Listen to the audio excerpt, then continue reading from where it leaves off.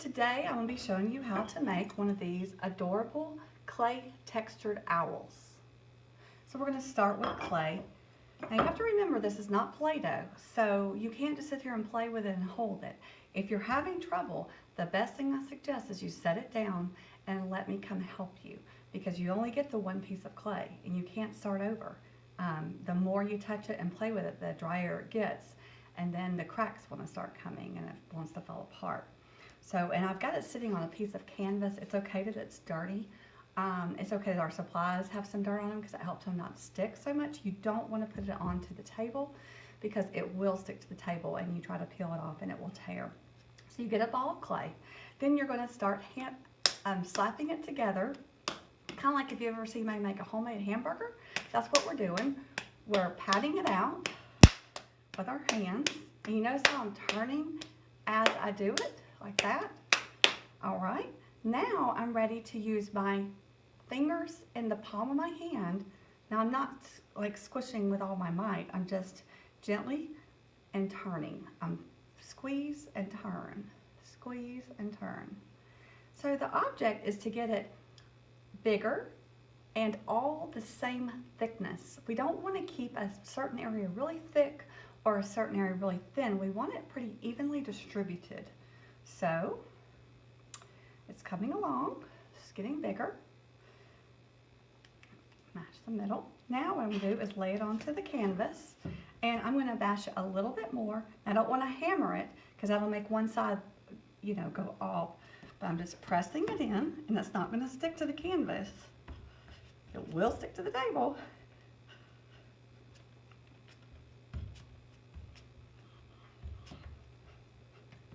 Ooh, that looks pretty good.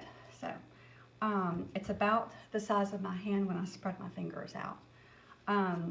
Thicker than a pancake, but definitely thinner than a hamburger, unless it's McDonald's. Okay, so we're going to lay it here. The step one is we want to do the texture of the belly texture. So on this particular belly, I used this rubber texture plate. I have lots of different textures for you to experiment with. I even got the rubbing plates and cut them down. They make beautiful texture, which I'll demonstrate. And this little thing makes polka dots, which is pretty cute. I also have a seashell that makes cool line designs. That's what I used for the wings on this one, was seashell. And by the way, the belly of this one is this feathery looking stuff.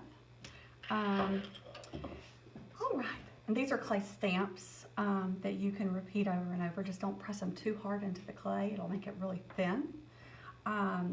So I'm going to do the belly section first. You just keep the circle the way it is, and you decide what texture you want your belly to be. I'm going to do the swirls from this.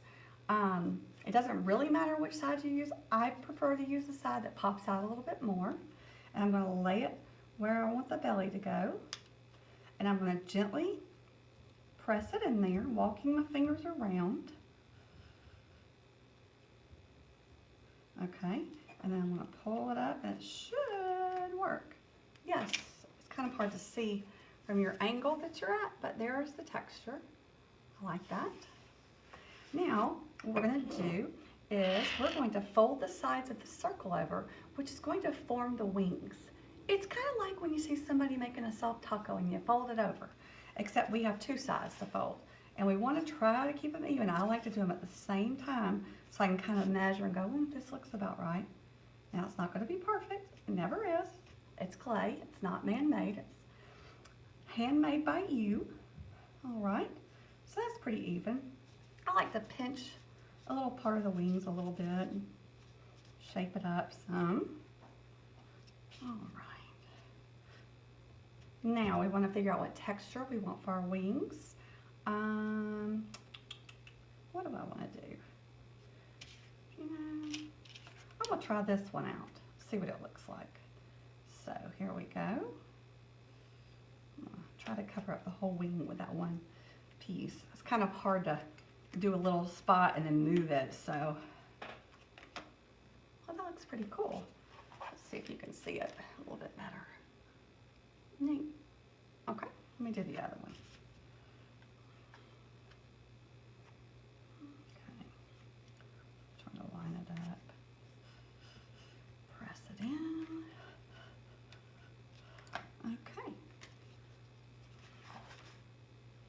So now my wings are done.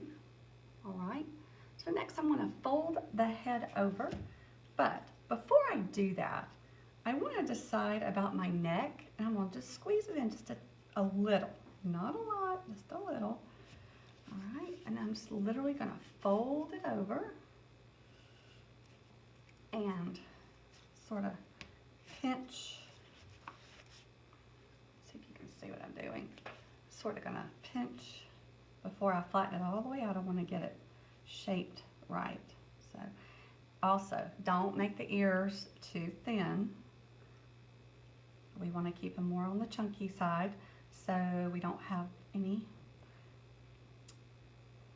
ones with broken ears. Put it back on here. Okay, it's looking good.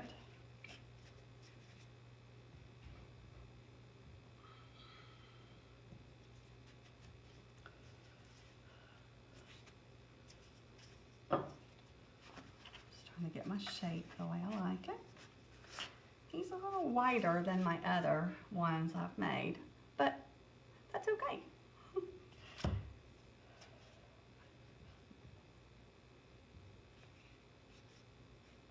All right, now for the eyes.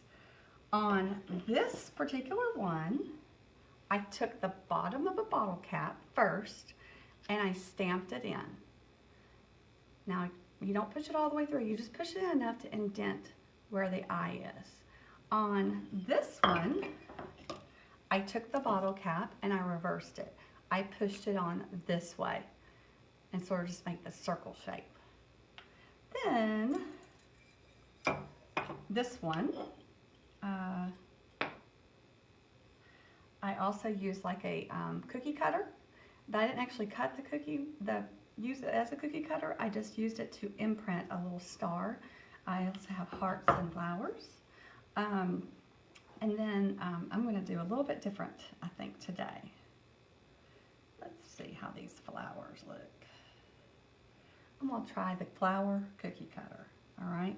Now I'm just pushing it in a little bit. And I'm going to wiggle it a little to pull it out. Okay, I'm going to do another one. Wiggle it a little bit, just a little bit. Now see, not in there very far at all. Just a little bit to make a stamp. And then look there. It made like flower eyes. All right. Now, I have jewels that we can glue in after we've painted.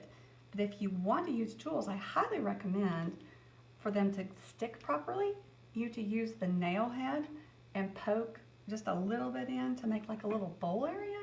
I also found that the Mr. Sketch marker tops make a cute eye. So I'm going to gently push it in. All right. Let's see if you can see. I didn't push it all the way in, just enough. Now, of course, I'm not going to leave it, I'm just showing you. Gently pull it out without ripping it. Okay. It worked. I'll do it again.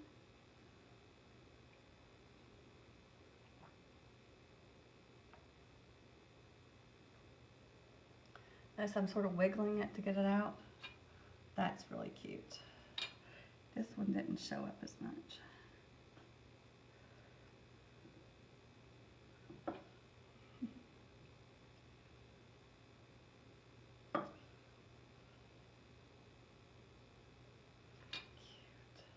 Now, it made a little line. Made like a little line and I didn't like, so I'm just using my finger as a little eraser. Okay, so we'll check out these flower eyes. Those are pretty cool. All right, now we need a beak. So there'll be some extra clay on your table. You don't need the whole thing, just pinch off enough for a beak. And so when I made these two, I used a triangle shape to form them. And I'm going to do a little different this time. I'm going to make it more of a cone shape. And I'm going to use it. So almost like a little tiny Hershey's Kiss.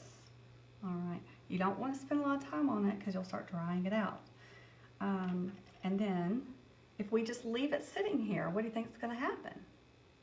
Well, if you said it's going to fall off, yes, very good chance.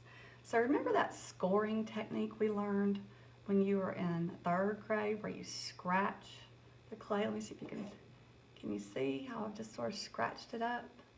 You got to do it here too. All right, and then you put a drop of water on it, and then you just sort of twist it back and forth. So I'm going to just twist it so it can join. That causes the slip to make on the inside.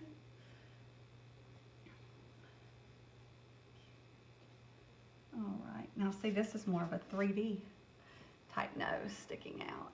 Can you see? Very cute. All right, I want to give him little breathing holes.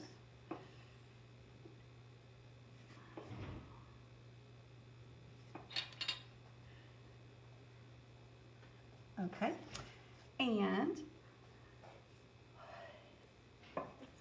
this is optional. Some kids want to do it and some don't. If you want to finish it off later with a wire, you have to plan ahead when it comes to clay. So if you think you're going to want to add a wire like this one, then you need to take the nail and go ahead and poke the hole. So you take it, you poke it right between the eyes, all right? I'm going to push it down, down, down. You want to make sure it exits out the back. So you can see it's kind of coming out. You want to also take away any pieces of clay, because what will happen is if you pull the nail out and don't, it'll just close back up and then you won't have a hole in the back and you can't get the wire in. So you can smooth it out. Some kids choose to not do the hole because they don't want to hang it with a wire, which is fine. Last step is your name on the back. So I want you to use this tool, the stick. I don't want initials, I want your name. I also want your teacher's name written on the back with clay, the clay tool. So like I'm going to write my name.